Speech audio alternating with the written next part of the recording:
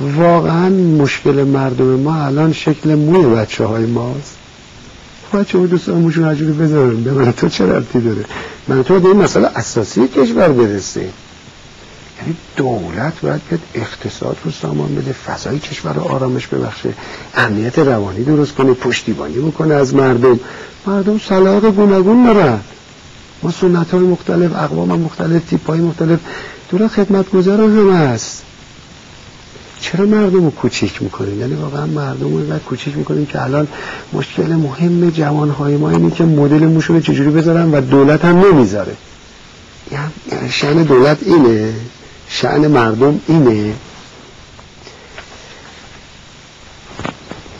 این واقعا من توهین به مردم ماست.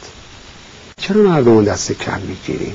واقعا اینقدر، یعنی الان مشکلی کشور ما اینه که مثلا فلان دختر ما فلان لباس پوشید، الان مشکلی کشور ما اینه، یعنی مشکل مردم ما اینه.